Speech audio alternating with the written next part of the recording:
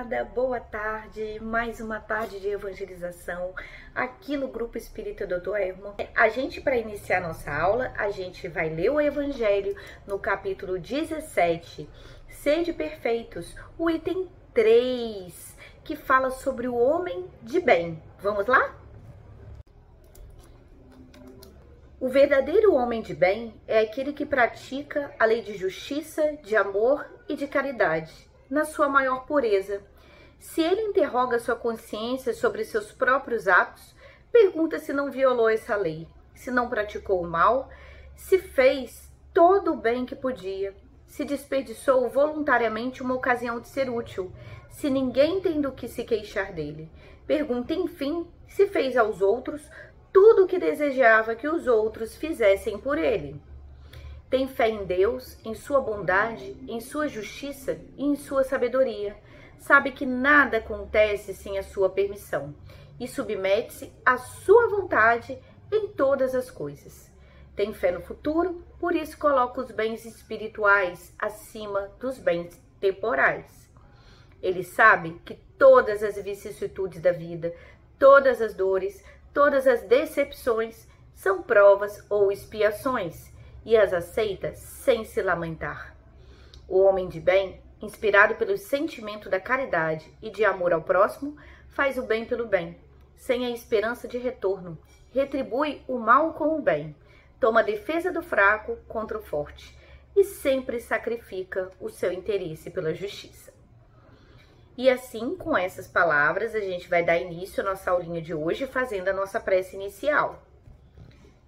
Deus, nosso Pai, detentor de toda bondade e misericórdia, Jesus Cristo, nosso irmão, espiritualidade amiga, benfeitora, que nos auxilia na preparação dessas aulas.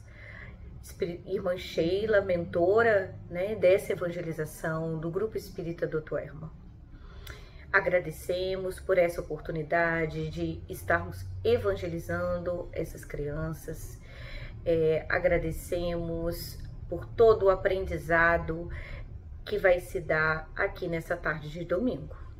E assim, pedimos a permissão para iniciar mais uma aulinha do berçário aqui do Grupo Espírita Dr. Herman.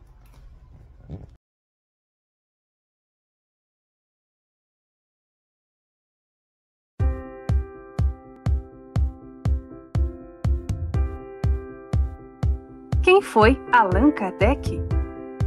Nesta manhã de primavera, era dia de evangelização. Bom dia, crianças! Como passaram a semana?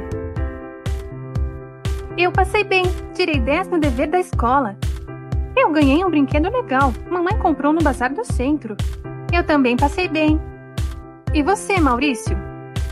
Passei bem, mas sinto saudades do vovô que morreu de coronavírus. Tia Mônica, como sabemos que ele está no plano espiritual? Alguém de lá já voltou para nos contar? Podemos dizer que sim, e é sobre isso a aula de hoje. Em outra época, na cidade de Paris, ocorreu um fenômeno muito curioso. As mesas de um salão começaram a se mexer, e parecia que se mexiam sozinhas, pois não havia nada ao redor para produzir os movimentos.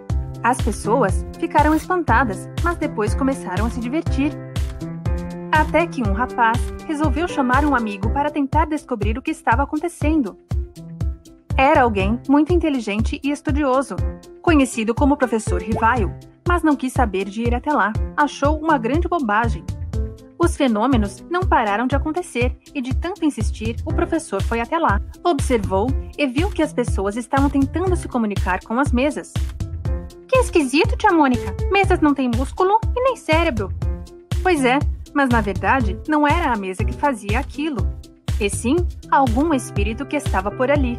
Na nossa natureza espiritual, há pessoas que têm em seu corpo uma condição propícia, que permite que elas consigam receber influência dos espíritos. Certamente, havia alguém assim ao redor da mesa, e o espírito, através de uma substância da pessoa, produziu o movimento. E o que o professor fez? Ele começou a frequentar as reuniões. Uma vez, recebeu a mensagem de um espírito que disse conhecê-lo de outra vida, e que seu nome em outra época era Allan Kardec. Ainda ficou sabendo que havia uma missão importante para ele, que era organizar uma nova doutrina. Daí, começou a se dedicar, formulou inúmeras perguntas para entender o mundo espiritual. E não queria ser enganado. Fez a mesma pergunta para diferentes médiuns e só acreditava em respostas iguais. Com o estudo terminado, publicou um livro chamado O Livro dos Espíritos.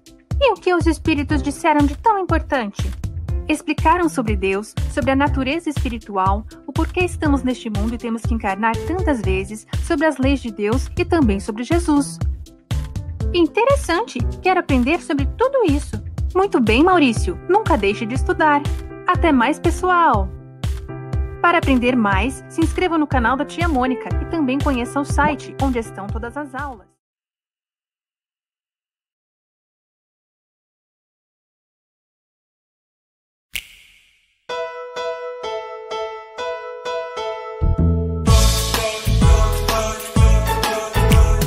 Toque, toque, toque, toque, toque. Pelas batidas as paredes falaram. E na Europa até as mesas giraram pra lá e pra cá, apontando as letras do alfabeto, ora no chão, ora no alto, no teto, formando frases, respondendo as questões. Quem é que estava por trás disso? Alguém se preocupou com isso e começou as suas investigações. E descobriu que aquele jeito esquisito foi a maneira que então os espíritos usaram pra chamar sua atenção. E foi assim que Allan Kardec observou como é que tudo acontece no intercâmbio entre nós e o além. Desenvolveu aquela nova ciência com muito estudo, muitas experiências, que o seu livro dos médiuns mostra bem. Agora pela voz, pela caneta, não é preciso mais usar a prancheta, pois até mesmo pela intuição, nossos amigos espirituais sempre nos trazem as lições de paz, saudade, incentivo e muito mais.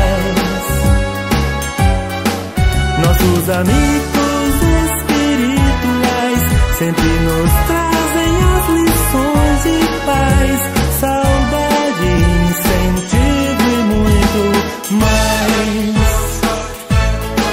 Muito mais.